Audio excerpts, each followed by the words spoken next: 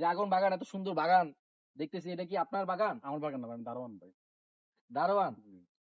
দেখছেন, এটা আমি বলছিলাম না, দুইটা থেকে একটা সত্যি হবে, হয় দারোয়ান নাইলে এই বাগানের মালিক। না, এগুলো দেখাশোনার দায়িত্বে আমি আছি ভাইয়া। আপনি এটা পুরোটা দেখাশোনা জি, করেন। জি, জি। তো ড্রাগন ফল তো গাছ, যেটা আমরা জানি এত দেখাশোনার কিছু নাই, অনেকদিন লাগাই রাখলে হয়ে যায়। হুম। আপনি এখানে কি দেখেন? না, অনেক চোরবাট্টারা আছে, যখন ড্রাগন ফল ধরে, ঠিক আছে? হ্যাঁ, এখানে চুরি হয়ে যায়, ঠিক আছে? ড্রাগন ফল চুরি হয়ে যায়। জি, জি, জি। আমাকে দায়িত্ব দিছে এগুলো যে চুরি না হয়, যে এদিকে দেখেন, এদিকে হুম, আরো আছে আমার, ঠিক হুম। আছে?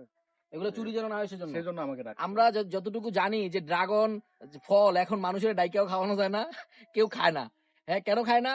ড্রাগন ফল সম্বন্ধে একটা ইউটিউবে একটা ভালো ইয়ে আসছে, মানে কি যেন আসছে, খাইলে কি সমস্যা হয়, এই জন্য মানুষের ফ্রি দিলেও খায় না। তো আপনার এখানে এসে চুরি করে নিয়ে যায়। জি, জি। আপনারা কোত্থেকে আসছেন ভাইয়া? আমরা আসছি এটা শহর থেকে।